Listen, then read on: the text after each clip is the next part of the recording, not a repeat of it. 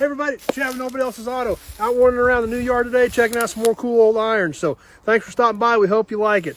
We'll start out with this little Plymouth right here, 46 to 48 era Plymouth Special Deluxe. These are really popular cars. There was a ton of them made. These are some really cool cars that don't actually break the bank. You can get into these cars still fairly reasonably and have a ton of fun with them. That's why they're so popular. And they are a good looking car.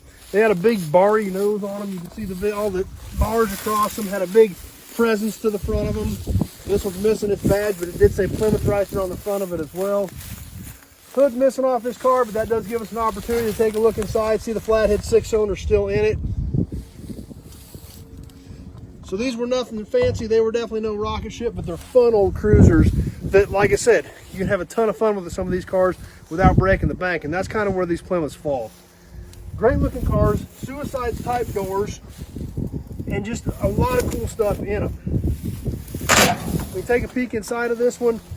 Got a great dash in it, tons of chrome. This one even had a factory radio in it, something you don't see very often.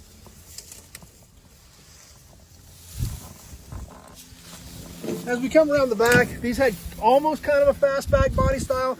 They had a pretty good drop all the way to the back bumper. Not near to the extreme that the GM Streamliners and Aero sedans of the era had, but still a neat looking body style. Like I said, these cars don't break the bank. They're still out there. The parts are still available. I've got several of them in stock. So they're a ton of fun for not a lot of money, but they're just as much fun as anything else. So that's what's cool about some of these earlier cars like this that may not be a Chevy or a Ford, may not be quite as well known, but they're still a lot of fun, and they're a lot of fun to go cruising around in. So we're gonna jump up a few eras here to the 76 Chevy Malibu Classic next.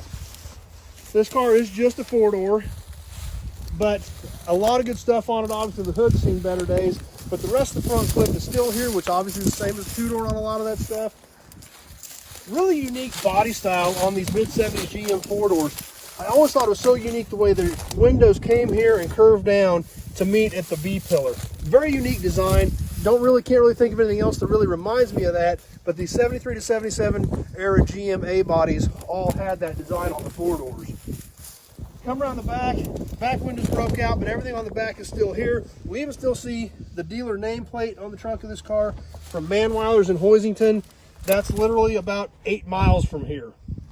So the car's obviously been around here for a long time, been sitting here for a really long time, but there again, these old mid-70s bodies are getting so hard to find. We'll take a peek inside of this one.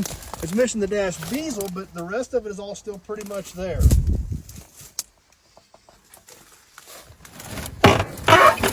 And something else to think about, Manweiler Chevrolet, like I said, they're about 8 or 9 miles north of here. They just changed hands. It's now Ealer Chevrolet. If you've never looked them up, you've got to look them up. It is a state historic, I think it's a state or a national historic site Chevy dealer. The original Art Deco building with the neon sign is still on top of it. So, side note, be sure to check out Manweiler Chevrolet on the internet too and look at the pictures of their building. Super cool place. A lot of vehicles we've got in here came from there, still have a lot of the Manweiler badges on them because they're local cars, and this is where they eventually ended up. Last one we're going to catch tonight, super cool Oldsmobile. We've actually got 2 of these in the yard. The other one was on a video we did earlier. It was a green car. We've got this one here, 1941 Oldsmobile 2-door Fastback. Great looking body style. These are super cool cars. This one's pretty rough. The other one is still probably could be saved, but this one's probably a little far gone. But these cars had a really unique nose on them as well. Oldsmobile right across the front. Really cool park light housings. I mean, there's absolutely no reason for that bezel, for that park light to be that ornate, other than the fact that it looks cool. And that's what it was back in the day, the style. The style is what made these cars. That's what we love them. And things like that, no reason for it to be there, other than the fact that it's really cool. This car was an 8-cylinder. We can see it's still got the big flathead 8 in it. And if we come back around this side, we can take a look at our trim tag. And obviously, when we look down here at our trim tag, we've talked about this before, we can tell style number 41, those first 2 digits before that dash on your GM cars of this era is going to be your year. So that's how we know this one is a 41. Obviously been sitting for a really long time, been used for target practice in multiple spots.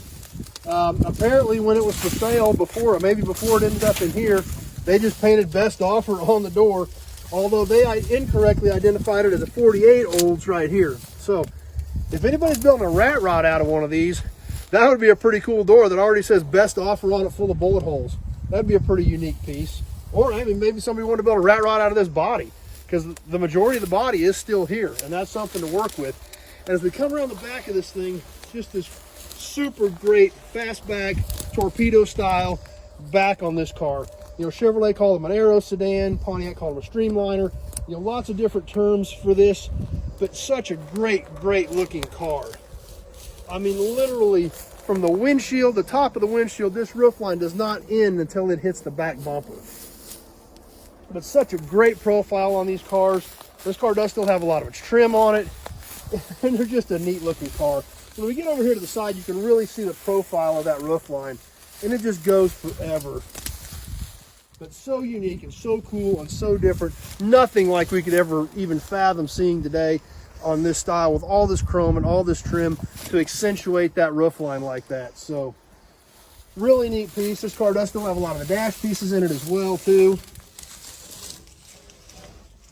And definitely Oldsmobile is definitely one of the undersung heroes probably of the collector car world.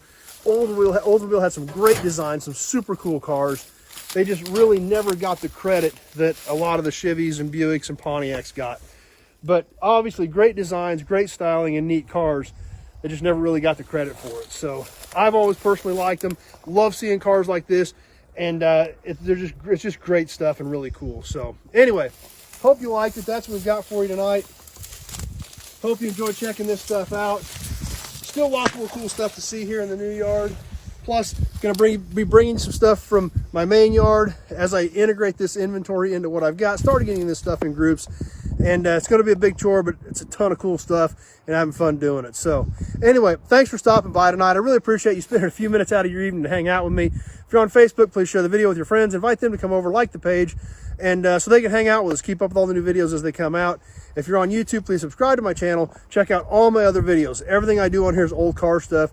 You know, it's all cars, trucks, automobilia. It's all gearhead stuff, because that's pretty much about all I know. So wouldn't be much point doing a video on anything else, because it wouldn't come out very well.